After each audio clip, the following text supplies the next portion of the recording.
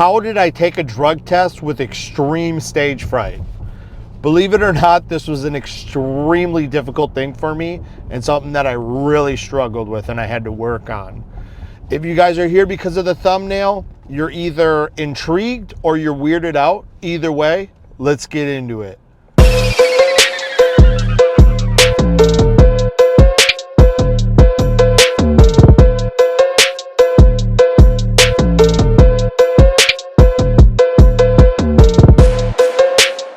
Now, in the world of drug tests, there's tons of different ways to cheat them.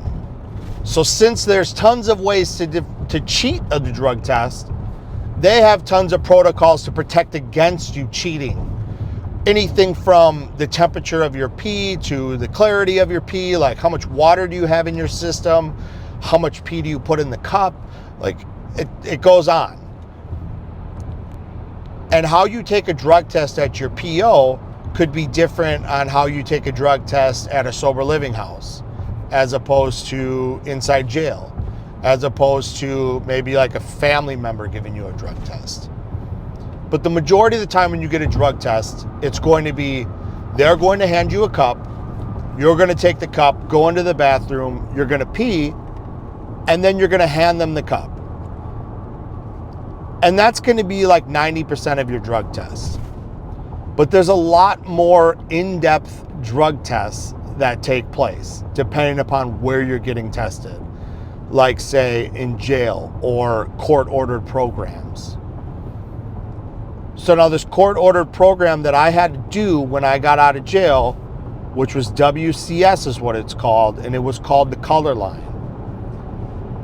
And the color line, like I explained before, is they give you a color. Your color could be red, ruby, indigo, whatever your color is. You'd have to call every single morning and they would name off just a random 10 different colors. And if your color was called, you had to go in and do a drug test by noon that day. Now, up until this point, every drug test that I ever had to do was done privately, where I could go into a bathroom and pee myself.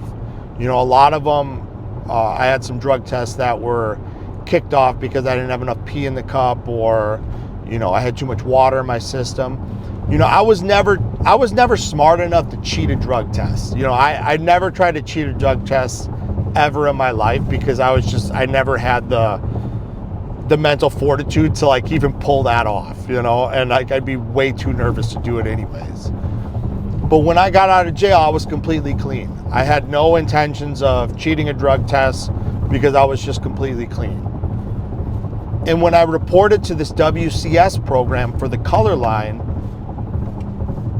it was extremely strict. You know, you go in there, you check in, you pull a number, and you're basically, you know, waiting in line. And when they call you, you have to go to the bathroom and pee. Now, once you step inside this office and you take that number, you're already checked in.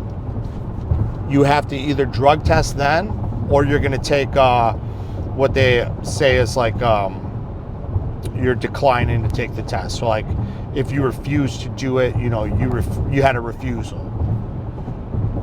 So they'll take you into the bathroom. If you're a guy, they have a guy there. If you have a girl, you have a girl there. And I was not prepared for this at all. Now they make you take off, if you have any long sleeves, they make you take that off. You have to show them underneath your shirt. You have to show them inside your pants, everything. And they go into the bathroom with you. And they literally want to stand right in front of you. You know, if you're a man and you're standing up and peeing, they're standing directly next to the toilet and they're staring directly at you. And they're making sure that the pee that's going into that cup is coming out of your body. And I was not prepared for this at all. Like, I have extreme stage fright with peeing. You know, and I've been that way my entire life. You know, if I go into a bathroom at a restaurant and somebody else is in there, not a chance. I'm not peeing. I'm coming out. I'm waiting until nobody's in there. It's especially difficult like when you go to like sporting events or like concerts where there's always a line for the bathroom and you have to pee terribly, but there's literally nothing I can do about it. So I'll die. Sometimes maybe I can get into a stall, and a stall will be okay enough for me to pee, but it's a serious fucked up problem. And I don't know if there's other people out there like this, but I suffer from it like a lot. So needless to say, like that first time I went into a drug test, I was not able to pee. You know, there wasn't a chance. And I stayed there. So if you're not able to pee, they'll let you go back into the room and they'll let you drink some water. But like that was not my issue, you know. The majority of the time that I was there and I couldn't pee, I literally had to pee so bad that it hurt. You know, like I didn't need to drink water. I just needed to not be around somebody so I could pee. And they were only there until noon. So you had to pee until noon. So if I went in at 8 o'clock, there was times where I sat in there for 4 hours. Just keep pulling them in there, trying to go to the bathroom, trying to do this, you know, they let you run the water, they let you sit down, they let you do all this different stuff to try to get you to pee.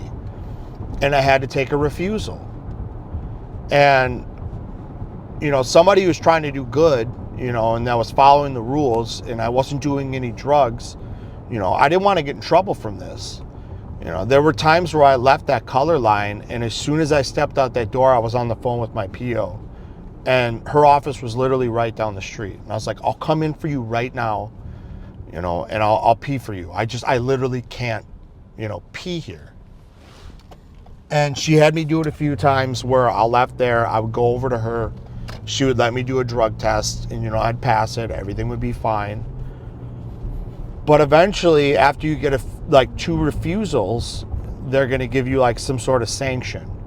So now that sanction could be like, you know, we're going to give you a weekend in jail, or we're going to give you a week in jail, or we're going to give you community service, or whatever it may be.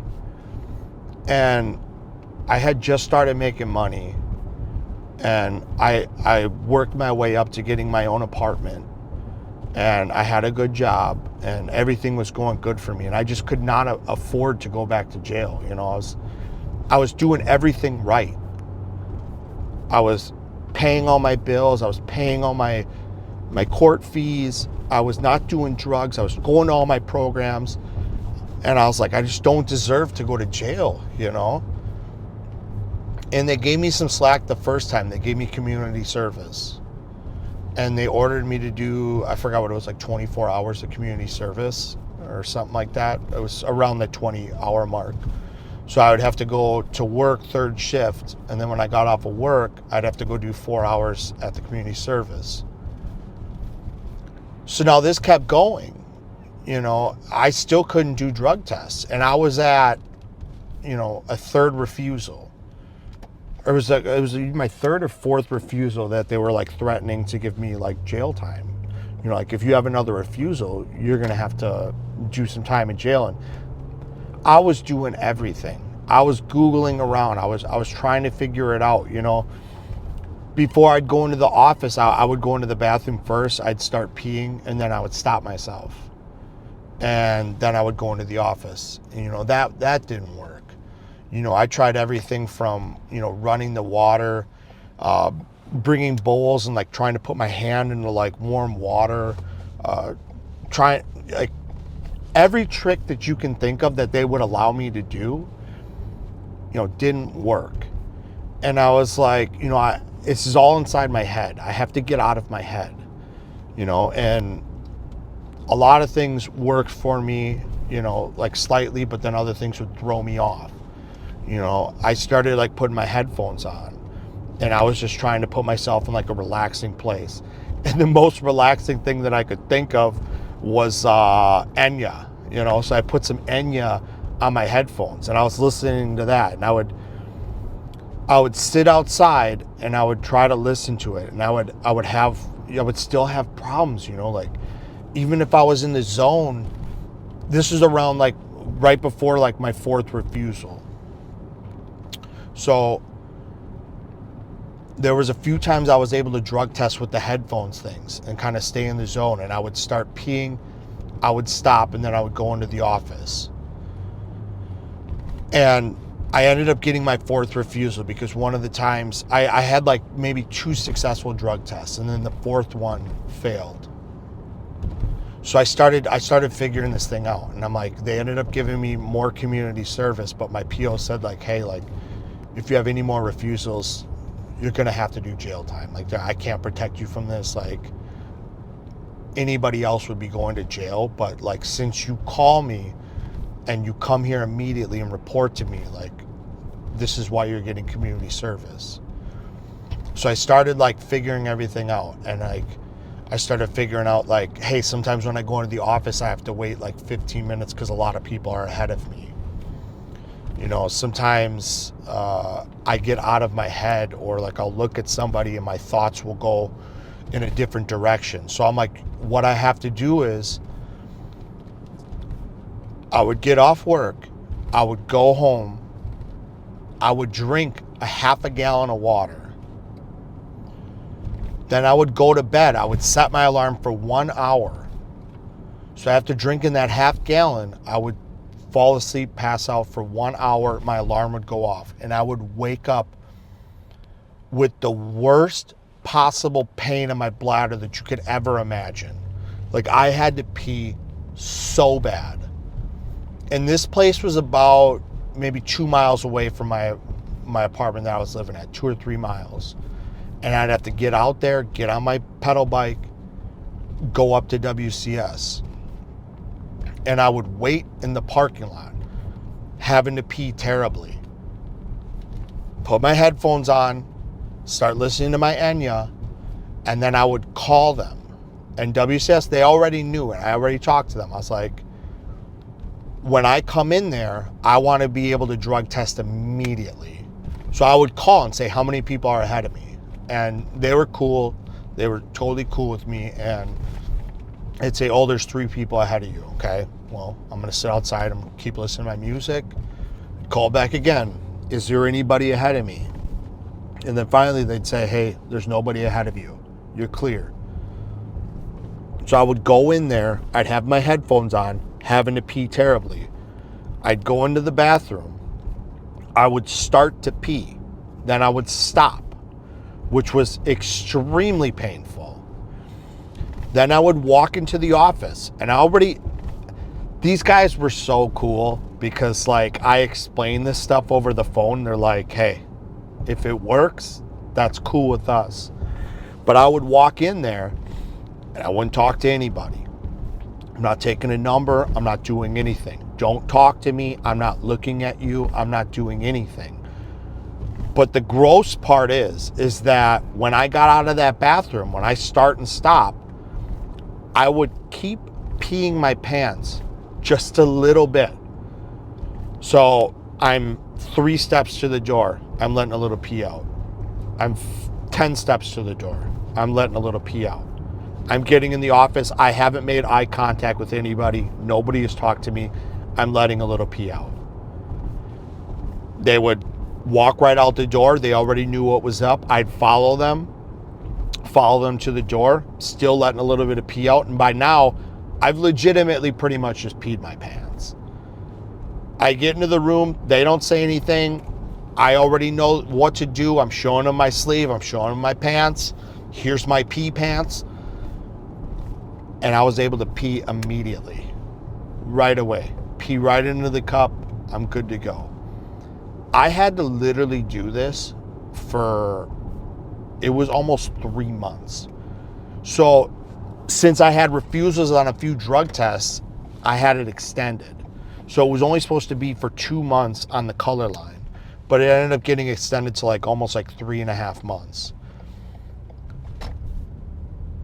The color line came down to my color being called maybe twice a week, sometimes 3.